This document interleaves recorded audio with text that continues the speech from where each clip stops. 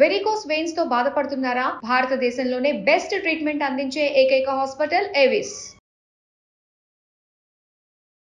నమస్కారం, welcome to Suman TV. నేను గీతాంజలి. ప్రస్తుతం మనతో పాటు ఇస్కాన్ నుంచి ప్రణవానంద ప్రభుజీ ఉన్నారు. వారి గురించి చెప్పాలంటే ప్రపంచవ్యాప్తంగా ఎన్నో ప్రదేశాలకు వెళుతూ ప్రవచనాలు చెబుతూ ఉన్నారు. ప్రత్యేకంగా శ్రీకృష్ణ భగవానుడు గురించి, ఆయన లీలల గురించి, ఆయన తత్వం గురించి, మన నిత్య జీవితంలో మనకు అవసరమయ్యేటువంటి ప్రతి విషయము, మనకు వచ్చేటువంటి ప్రతి సందేహము భగవద్గీత చదివితే అందులో మీకు ఒక సమాధానం దొరుకుతుందని చెప్తారు ప్రభుజీ. అందులోనూ ఎన్నో సందేహాలు మనకు వస్తూ ఉంటాయి. ప్రత్యేకంగా ఆయన మాటలు ఎలా ఉంటాయంటే, చిన్నవాళ్ల నుంచి పెద్దవాళ్ల వరకు ప్రతి ఒక్కరికి అర్థమవుతుందా కృష్ణ తత్వం గురించి. అలాగే మరొకసారి వారిని స్టూడియోకి ఆహ్వానించాము. వారితో మాట్లాడి మరిన్ని విషయాలు తెలుసుకుందాం ఆ కృష్ణయ్య గురించి. ప్రభుజీని ఆహ్వానిద్దాం. హరే కృష్ణ ప్రభుజీ, ఎలా ఉన్నారు? మళ్ళీ గ్యాప్ వచ్చింది. గ్యాప్ తర్వాత చాలా సంతోషం మాట్లాడడం. ఎన్నో ప్రశ్నలు, అంటే కనీసం ఒక సంవత్సరం అవుతోంది, సంవత్సరంన్నర దగ్గర. ఈ టైంలో చాలా మందికి సందేహాలు తీరాయి, వాళ్ళ సన్మార్గంలో వెళ్తూ ఉన్నారు. కానీ ఇంకా చాలా మంది ముందుకొస్తూ ఉన్నారు, సందేహాలు అడుగుతున్నారు నివృత్తి చేసుకోవడానికి. ఇందులో భాగంగా చుట్టూ అంత నెగిటివిటీ పెరిగిపోతుంది. అటు సొసైటీలోనూ నెగిటివిటీ చూస్తున్నాం, ఇళ్ళ పరిసరాల్లో చూస్తున్నాం, ఇంట్లో చూస్తున్నాం, మా ఒంట్లో కూడా చూస్తున్నాము. అసలు ఏంటి నెగిటివిటీ, ఎందుకు ఇంతగా ఎక్కువైపోయింది, దాని నుంచి బయటపడే మార్గాలు ఏమన్నా ఉన్నాయా అని అడుగుతున్నారు. నెగిటివిటీ నుంచి బయటపడాలి అని అంటే పాజిటివిటీ వ్యక్తి దగ్గరికి వెళ్ళాలి. మన నేచర్, మీరు అన్నారు కదా, మన ఒంట్లో నెగిటివిటీ ఉంది, కుటుంబంలో నెగిటివిటీ ఉంది, సమాజంలో నెగిటివిటీ ఉంది అని. నెగిటివిటీ ఉంది, పాజిటివిటీ కూడా ఉంది. మనం జస్ట్ పాజిటివిటీ దగ్గరికి వెళ్ళాలి, అది మనం చేయాల్సిన ప్రయత్నం. మనం ఎలాంటి వాళ్ళ, ఇప్పుడు చూడండి, ఇనుము అయస్కాంతం దగ్గర పెట్టామనుకోండి, అయస్కాంతం యొక్క శక్తి ఇనుముకు వస్తుంది. మీరు ఎప్పుడైనా ఎక్స్పెరిమెంట్ చేస్తారు? చిన్నప్పుడు మా టీచర్ ఈ విషయాన్ని చూపించేది. అయస్కాంతం పైన ఇనుముని బాగా కొద్దిసేపు రాసి ఇంకొక ఇనుము దగ్గర పెట్టామనుకోండి, లాగేస్తుంది. ఇనుము నేచర్ కాదు, కానీ అయస్కాంతం దగ్గర ఉండటం వల్ల ఇనుముకి కూడా ఆ అయస్కాంత శక్తి వచ్చింది. అలానే మనం ఎంత నెగిటివ్ గా ఉన్నా సరే, ఒక పాజిటివిటీ కనెక్ట్ అయిపోయాం అనుకోండి, మనకు కూడా పాజిటివిటీ వస్తుంది. ఈ ప్రపంచంలో అన్నిటికంటే పాజిటివ్ సోర్స్ ఏదైనా ఉంటే అది భగవంతుడే. భగవంతుడి దగ్గరికి ఎంత దగ్గరగా ఉన్నాం అనుకోండి, మనం అంత పాజిటివ్ గా ఉంటాం. మనం ఎంత ఆధ్యాత్మిక మార్గంలో ఉన్నాం అనుకోండి, అంత పాజిటివ్ గా ఉంటాం. ఇది చాలా మందికి తెలియదు. నెగిటివిటీ, బాధలు, డిప్రెషన్, మెంటల్ హెల్త్ అని పాపం బాధపడుతుంది. కానీ దీని అన్నిటికీ ఒక సొల్యూషన్ ఏంటి అని అంటే, పాజిటివ్ గా మన మైండ్ సెట్ ని మార్చుకోవటమే. ఎలా మార్చుకోవటము అనేది మంచి వాళ్ళ యొక్క సాంగత్యంలో ఉండటం, మంచి విశేషములను వినటం. ఇప్పుడు గణపతి ఉత్సవం చేసుకోబోతున్నారు అందరూ కూడా. వినాయకుడిని చూసారనుకోండి, ఫస్ట్ విషయం మనకు కనిపించేది ఆయన పెద్ద పెద్ద చెవులు కనిపిస్తాయి. కరెక్ట్. నోరు కనిపించదు, తొండం కింద ఉంటుంది, కానీ చెవులు మాత్రం కనిపిస్తాయి. మనకి ఈ ప్రపంచంలో గణపతి చెప్పేది ఏంటి అని అంటే, మంచి మాటలు వినడానికి ఎక్కువగా శ్రద్ధని పెట్టు. అందరూ కూడా బడబడ బడబడ మాట్లాడడానికి చాలా ఇంతూజియాస్టిక్ గా ఉంటారు, కానీ వినడానికి ఇంతూజియాస్టిక్ గా ఉంటారు. కాబట్టి ఎంత మనం మంచి విషయాలు వింటామో, మీకు ఒక ప్రిన్సిపల్ చెప్తాను. Good in, good out, bad in, bad out అనే ప్రిన్సిపల్ ఉంది. మనం లోపల ఏదైతే స్వీకరిస్తామో అది మన నుంచి బయటకు వస్తుంది. నెగిటివిటీ లోపలికి ఉంది. లోపల సపోజ్ మనం అనుకుంటున్నాం, అరే నా లోపల మొత్తం నెగిటివిటీ ఉంది. ఎక్కడి నుంచి వచ్చింది ఈ నెగిటివిటీ? మనం తెచ్చి పెట్టుకున్నాం నెగిటివిటీ. మనం చాలా పాజిటివ్ గా ఉన్నాం. కొంతమంది అంటారు, ప్రభుజీ చాలా పాజిటివిటీ వస్తుంది ఎప్పుడైతే మనం మందిరానికి వెళ్తామో, ఎప్పుడైతే సాధువుల్ని కలుస్తామో. ఎందుకు ఆ పాజిటివిటీ ఇచ్చింది? ఎందుకంటే పాజిటివిటీని తెచ్చుకున్నాం కాబట్టి. మనం కరెంట్ వైర్ ని పట్టుకుంటే ఎలా అయితే కరెంట్ షాక్ కొడుతుందో, భగవంతుని ఎప్పుడైతే పట్టుకుంటే ఆ పాజిటివ్ ఎనర్జీ, ఆధ్యాత్మికత భావనలో ఉండే ఒక ప్రశాంతత. పాజిటివిటీ అంటే ఏం లేదండి, ఎక్కడైతే ధర్మమో అది పాజిటివ్, ఎక్కడైతే అధర్మమో అది నెగిటివ్. కాబట్టి భాగవతంలో ఒక విషయం చెప్పారు, మద్యంపానం శ్రియాసూన యథా అధర్మశ్చ చతుర్విధం. ఎక్కడైతే ఈ 4 వస్తువులు ఉంటాయో అక్కడ తప్పకుండా నెగిటివిటీ ఉంటుంది. మీకు చాలా జాగ్రత్తగా ఈ విషయాన్ని పరిశీలన చేయాలి అందరూ. ఎక్కడైతే ఈ 4 చెడు అలవాట్లు ఉంటాయో, ఏంటి ఆ 4 చెడు అలవాట్లు?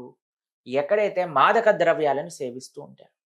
ఇప్పుడు చూడండి, మీరు ఒక ఈ ప్రపంచంలో మేము ఎప్పుడూ వెళ్ళలేదు, కానీ విన్నాం, కానీ చూసాం వీడియోస్. కానీ ఎప్పుడైనా మీరు చూడండి ఎక్కడైనా ఈ డిస్కోటెక్స్ అని పబ్స్ అని ఉంటాయి చూడండి, అవన్నీ చీకటిగా ఉంటాయి.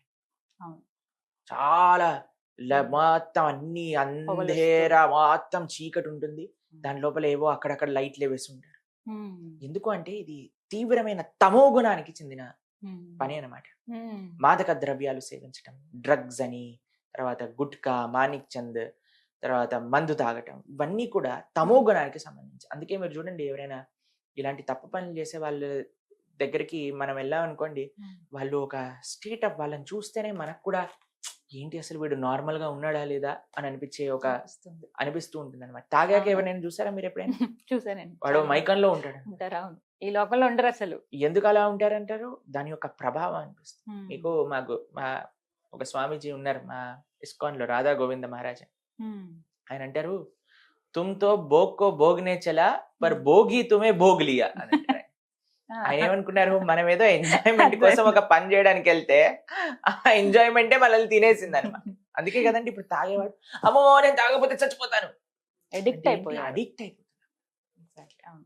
మద్యం పానం స్త్రీయా అసూన, ఎక్కడైతే జూదం ఆడతారు. ఇప్పుడు చూడండి కొంతమంది అయితే ఎప్పుడు చూడండి ఇప్పుడు ఐపీఎల్ అని అవి ఇవని ఏది నడుస్తుంది సరే, ఇప్పుడైతే ఎక్కడైనా ఎలక్షన్స్ నడిచినా సరే, ఏదైనా టీవీలో రియాలిటీ షోస్ నడిచినా సరే, ఎవరు గెలుస్తారు అది డబ్బులు పెట్టేసి ఎప్పుడు ఆ టెన్షన్ లో ఉంటారు. మమ్మల్ని కూడా అడుగుతారు, రోజు టెన్షన్ ఎక్కువైపోతుంది, మేమేం చేస్తాం, ఫస్ట్ ఆ పని ఆపేసి అప్పుడే కదండి. ఇప్పుడు మీకు ఒక విషయం చెప్తానండి, కష్టపడని డబ్బులు ఎప్పుడైనా సరే మనతోటి ఉండవు.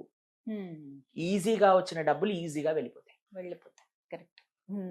మద్యం పానం స్త్రీయాసూన, ఎక్కడైతే ప్రాణి హింస జరుగుతుందో, పశు హింస జరుగుతుందో, ఎప్పుడైతే మన యొక్క సొంత ఇంద్రియ సంతృప్తి కోసం మనం పశువుల్ని ప్రాణుల్ని చంపేస్తాం, ఆ ప్రదేశంలో ఎప్పుడైనా ఆ నెగిటివ్ ఎనర్జీ, ఇప్పుడు చూడండి మీరు ఆలోచన చేయండి, ఒక దగ్గరికి ఎవరైనా చనిపోయారు అనుకోండి, మనం వెళ్ళి రాగానే స్నానం చేసేయండి, బట్టలు ఉతికేసేయండి, ఎవరైనా డెడ్ బాడీ వెళ్తుంది అనుకోండి, ఇంటి ముందు నుంచి తలుపులు వేసేసి ఆ నెగిటివ్ వైబ్రేషన్స్ వచ్చేస్తాయి అని ఇంత జాగ్రత్తగా చూసుకొని, శ్మశానం ముందు నుంచి వెళ్ళినా సరే కొంతమంది తల్లు చేసుకుంటూ ఉంటారు, పక్కన నుంచి ఏదైనా డెడ్ బాడీ వెళ్తుందని చాలా అనీజీగా ఫీల్ అయిపోతాం. అరే చిన్నపిల్లలకి అంటారు చూడొద్దు అని. అదే డెడ్ బాడీని మంచిగా నీట్ గా అలంకరణ చేసి ప్లేట్ మీద తీసుకొని తిను అని తినిపించారనుకోండి, అక్కడ డెడ్ బాడీయే, ఇది డెడ్ బాడీయే. ఈ డెడ్ బాడీ అంటేనే ఒక నెగిటివ్ కానిటేషన్ మనం చూస్తాం అనమాట. ఆ నెగిటివ్ ఎనర్జీ, మీరు చనిపోయిన వాళ్ళని చూసారనుకోండి ఎక్కువసేపు ఉండలేరండి, మీరు అక్కడ చూస్తూ ఉండలేరు, చూడలేరు. అవును. కాబట్టి ఆ డెడ్ బాడీస్ ని మనం శరీరంలోకి నింపేసాం అనుకోండి, ఆ నెగిటివ్ ఎనర్జీ అంతా కూడా మనలోకి వచ్చేస్తుంది.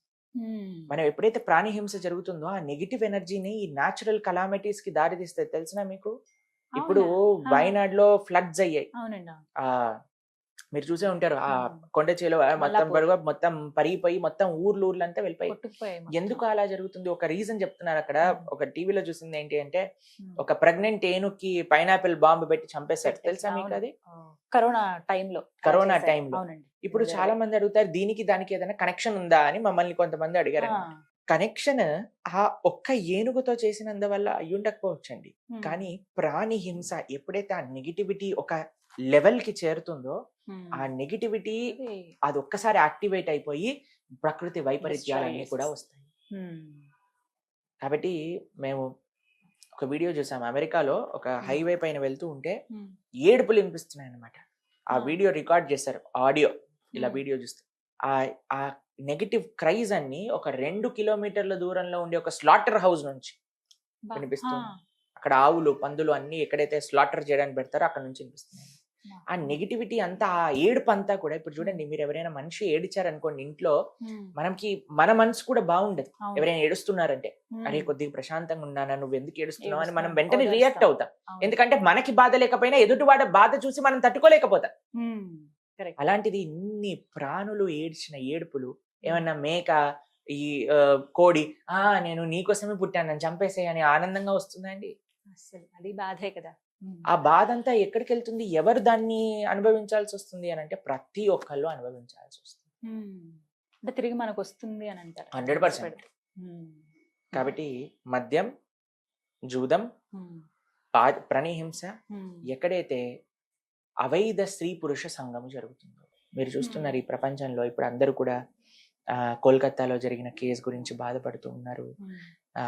ఇంకా మిగతా ప్రదేశాల్లో కూడా ఈ రోజు నేను చూసాను, మహారాష్ట్రలో జరిగిందట, అక్కడ జరిగిందట, ఇక్కడ జరిగిందట. ఇలాంటివన్నీ ఎందుకు జరుగుతున్నాయి, ఎటువైపు మన సమాజం వెళ్తుంది అని చూస్తే మనం దేన్ని సమాజంలో యాక్సెప్ట్ చేస్తున్నాం, దేన్ని యాక్సెప్ట్ చేయట్లేదు అన్నారు. మనం ఒకసారి మాట్లాడుకున్నట్టున్నాం, కొన్ని సినిమాలు వచ్చాయి తెలుగులో, హిందీలో. ఆ సినిమాలలో స్త్రీని అగౌరవపరచడం ఫ్యాషన్ గా హీరో చేస్తే సూపర్ డూపర్ హిట్ అయిపోయి అందరు కూడా పేర్లు కూడా సినిమాలు లాగా పెట్టేసేసుకొని, అలాంటివన్నీ కూడా మీరు ప్రోత్సహించి ఇలాంటివి అయినప్పుడు బాధపడ్డారనుకోండి, దాంట్లో పొంతన లేదే. మీరు ఎప్పుడైతే ఏదైతే ఎక్కడైతే రాంగ్ జరుగుతుంది అని మనం ఎప్పుడైతే ఆపగలుగుతామో, ఎప్పుడైతే ఇలాంటి వాళ్ళని కఠినంగా శిక్షిస్తామో, ఇప్పుడు చూడండి జరిగిన రోజులైంది, శిక్ష వచ్చింది ఆయనకి, ఇంకా ఎవరు చేశారో ఏంటో ఏం తెలియట్లేదట. ఇంకా రోజుకి ఒక ట్విస్ట్ లాగా ఒక్కొక్కటి తెలుస్తుంది. ఎంతమంది ఇన్వాల్వ్ అయ్యారు, అసలు ఆ జూనియర్ డాక్టర్ పరిస్థితి చూస్తే అసలు ఎంత దారుణంగా, అసలు రాక్షసులు కూడా అలా చేస్తారా లేదో కూడా మనకు తెలియదు. ఎందుకు ఈ రాక్షసత్వం పెరిగిపోతుంది అని అంటే, ఆ రాక్షసత్వాన్ని మనమే ఇంటర్నెట్ ద్వారా, సినిమాల ద్వారా, సీరియళ్ల ద్వారా ఎక్కిస్తున్నారు జనాల్లో. అంటే కేవలం అవి చూసే చెడిపోతున్నారు అవే. మరి ఇప్పుడు మీరు చెప్పండి, ఒక పిల్లవాడికి చెడు ఆలోచన ఎలా వస్తుంది చెప్పండి? అవి చూసినప్పుడే. ఒక చిన్న పిల్లవాడు ఉన్నాడండి, మీ అబ్బాయి ఉన్నాడు, ఇప్పుడు ఆయనకి ఏంటి మంచి ఏది చెడు ఎలా తెలుస్తుంది చెప్పండి మీరు? మనం చెప్పే దాన్ని బట్టి. ఓకే, నెక్స్ట్ ఇంకొకటి తను చూస్తా, ఏదైనా చూసినప్పుడు దాన్ని బట్టి. ఓకే, తర్వాత ఇవే ఉంటాయి. అంతే కదండి. మనం ఏం చూపిస్తాము, మనం మంచి చూపిస్తే మంచి నేర్చుకుంటాడు, ఇది తప్పు అని మనం నేర్పిస్తే తప్పు అంటాడు. అంతే కదా, అదే నేను అంటున్నది. ఇన్ని విషయాలు మనం చెప్తున్నాం, ఇన్ని మంచి విషయాలు చెప్పడానికి ప్రయత్నం చేస్తున్నాం. ఎంత ప్రయత్నం చేస్తున్నాము మంచి విషయాలు, మంచి మార్గంలో ఈ దేశంలో ఉండే యువత వెళ్ళాలని, మంచి మార్గంలో ఈ దేశ భవిష్యత్తులో ఉండే చిన్నపిల్లలు ముందుకెళ్ళాలని, మనం మారి మంచి మార్గంలోకి వెళ్ళాలని. కానీ మేము చేసే ఇన్ని ఎండేవర్స్ కి ఒక్కసారి నీళ్లు పోసేస్తారు. ఒక సినిమా రిలీజ్ అవ్వగానే జనాలందరూ పిచ్చోళ్ళలా ఆ సినిమా వెనకాల వెళ్ళిపోయి ఆ హీరోలు చెప్పే. మీకు ఒక విషయం చెప్తానండి, ఎందుకు మేము సినిమాలను ఇంత ఘోరంగా ఖండిస్తాము, ఎందుకు wrong ideals, wrong role models ఖండిస్తామంటే, ఇప్పుడు మీరు చెప్పండి, నేను మా గురువు గారి ప్రవచనం వినడానికి మేము యూట్యూబ్ లో ఇప్పుడు మేము స్టూడియోకి వస్తున్నప్పుడు కూడా మా గురువు గారి ప్రవచనం వింటూ ఉన్నాం అనమాట. మధ్యలో యాడ్ వస్తుంది, యాడ్ వచ్చేసరికి మేము చూడంగానే ఎవరబ్బా ఈ యాడ్ లో ఉన్నది అనగానే, పేర్లు చెప్పను అనుకోండి, పెద్ద పెద్ద బాలీవుడ్ హీరోలు అందరూ ఏం చేస్తున్నారు తెలుసా, ఒకడు గుట్కాని ప్రమోట్ చేస్తాడు, ఒకడు జూదాన్ని మీరు పేకాట ఆడండి, డబ్బులు పెట్టుకోండి అని మొత్తం చెప్తాడు. దాని తర్వాత ఫాస్ట్ గా వెళ్ళిపోతుంది, ఇది దీంట్లో ఏమంటాం డబ్బు నష్టం కలుగుతుంది జాగ్రత్త అని ఫాస్ట్ గా చెప్పేస్తాడు వాడు. అంతే.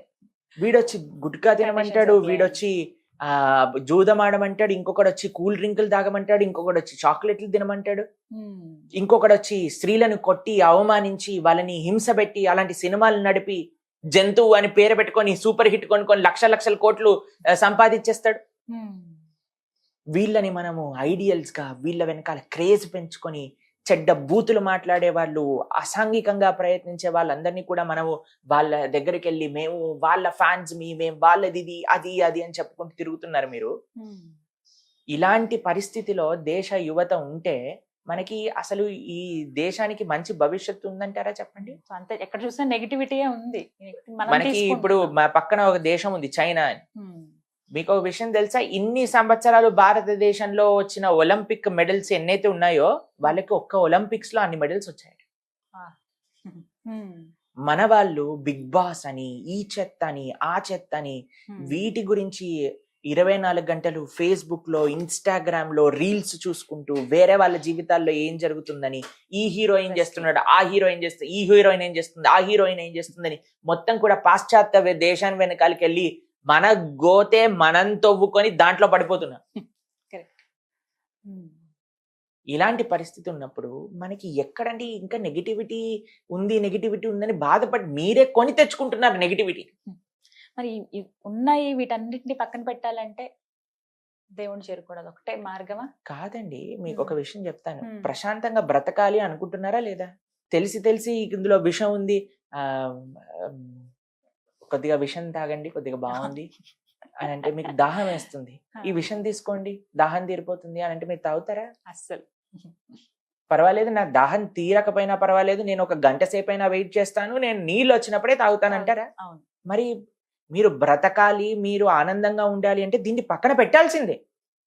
ఇది ఎంటర్టైన్మెంట్ అనుకోవటం అది మనం చేసే తప్పు. కానీ ఒక సేవలో ఒక ఆనందం ఉన్నది, ఒక ఆరాధనలో ఒక ఆనందం ఉన్నది, మంచిగా బ్రతకటంలో విలువలతో ఒక ఆరాధన ఒక ఆనందం ఉన్నది అని తెలిస్తే కదా, ఎప్పుడైతే ఈ విషయాలని ఆపితే కదా ఆ విషయాలు తెలిసేది మనకి. చిన్నప్పటి నుంచి పుట్టిన చిన్ని పిల్లవాడి దగ్గర నుంచి ఫోన్ పెట్టేసి నువ్వు ఈ చూడు అది చూడు అని చూపించేస్తూ మేము చూసాం. చిన్న చిన్న పిల్లలండి, ఇంత పిల్లలకి వాళ్ళమ్మ ఒక దగ్గర చూసాం మేము, ఒక వల్గర్ సాంగ్ పెట్టి డాన్సే అంటే ఈ చిన్ని పిల్ల దానికి డాన్స్ వేస్తాం, దానికి మురిసిపోతున్నారు. ఇలాంటి పనులు చేసినప్పుడు మనకి ఏం నేర్పిస్తున్నాము, ఏం చేతుల్లోనే చూపిస్తున్నాము? ఉంది ఏదైనా. కాబట్టి అందరూ ప్రయత్నం చేయాలండి. ఇప్పుడు మనం ఇంత ఆధ్యాత్మిక ప్రోగ్రామ్ చేసేసి మళ్ళీ మనం ఏదైనా భౌతికంగా మాట్లాడేసేసి పిచ్చి పిచ్చి విషయాలని కూడా మనం ప్రమోట్ చేసేస్తాం అనుకోండి, అప్పుడు మనం ఎండేవర్స్ మొత్తం కూడా పోయినట్టే కదండి. కాబట్టి మనకి ఈ విషయం అర్థం కాదు, చాలా మందికి పట్టదు. ఈ రోజు నిన్న ఈ రోజు మనం కర్ణుడి పైన ఒక పాడ్కాస్ట్ చేసాం, గుర్తుందా? ఆ వీడియో చూసాను, ఎందుకో నాకు యూట్యూబ్ లో సజెషన్ వచ్చింది. అయితే దాన్ని చూసాను, కమెంట్స్ చదువుతున్నాను అనమాట. అందరూ కూడా I stand with Karna, Karna super hero, Karna super star, Karna is emotion, Karna is love అని పెట్టారు. మేము ఆశ్చర్యంతో చూస్తున్నాము, అసలు వీళ్ళకి కర్ణుడి గురించి చెప్పింది ఎవరు? మహాభారతం కర్ణుడి గురించి మాట్లాడుతుంది. మహాభారతంలో వ్యాసులు వారి కర్ణుడి గురించి ఏం చెప్పారు? వీడేదో శాస్త్రం తెలిసినట్టు ఒక సినిమా చూసేసి Karna is emotion, Karna is love, Karna is love అంటూ ఉందంటే మీరు డైరెక్ట్ గా కూడా కోల్కతాలో ఆ జూనియర్ డాక్టర్ తోటి చేసిన హింసాత్మకంగా ప్రవర్తించిన వ్యక్తులు ఎవరైతే ఉన్నారో వాళ్ళని సపోర్ట్ చేసినట్టే. మనం మాట్లాడుకున్నాం కదా, ద్రౌపది దేవిని అవమానించామని చెప్పిందే కర్ణుడు. మళ్ళీ Karna is emotion, Karna is love, Karna is our great hero, Karna is role model. ఇలాంటి చెత్త వాళ్ళు ఉన్నంత వరకు కూడా మన దేశం ఇలానే ఏడుస్తుంది. అందుకే మనం ఎందుకు మాకు ఈ బాధ, ఒక బాధ ఉంటుంది మాకు, ఈ దేశ యువత తప్పుడు మార్గంలో వెళ్ళిపోతున్నారు. ఈ దేశ యువతకి మంచి మార్గం చెప్పేవాళ్ళు తక్కువ అవుతున్నారు. మంచి మార్గం చెప్తున్నా సరే వినేవాళ్ళు ఎంతమంది, ఎంత ప్రయత్నం చేస్తున్నాం. మా జీవితం అంతా కూడా భగవద్ ధర్మ మార్గంలోకి సమర్పణ చేసి మేము ఈ రోజు మాట్లాడుతున్నాం అంటే కూడా మాకు రిటర్న్ అవసరం లేదండి. ఎప్పుడైనా మేము ఏదైనా ఆశించామా? అసలు ఒక విషయం మా ఆశయం ఏంటి అని అంటే, ఎవరైనా పిల్లలు విని వాళ్ళకి మంచి విషయాలు తెలుసుకుంటారేమో అనే భావన. కాబట్టి ఎంత వరకైతే మన సమాజం ఈ కట్టుబాటులో ఉండదో, మనము మంచి వ్యక్తుల దగ్గర నుంచి మంచి విషయాలు, ఏవైతే శాస్త్రీయమైన విషయాలు వాటిని మేము వింటాము అని సంకల్పం చేసుకోదో, అప్పటి వరకు నెగిటివిటీ అనేది ఉంటుంది. ఆ నెగిటివిటీ అనేది పెరుగుతుంది. మీ చాయిస్ మీ చేతుల్లో ఉంది, మీ పిల్లల చేతుల్లో ఉంది. మీరు ఎలా పిల్లల్ని పెంచుతుందో ఉంది. మనకి పాజిటివ్ ఆప్షన్స్ ఉన్నాయి, నెగిటివ్ ఆప్షన్స్ ఉన్నాయి. మనం ఏం చూస్ చేస్తామో దాన్ని బట్టి అదే ఫ్యూచర్ ఉంటుంది. చక్కగా వివరించారు ప్రభుజీ. హరే కృష్ణ. హరే కృష్ణ.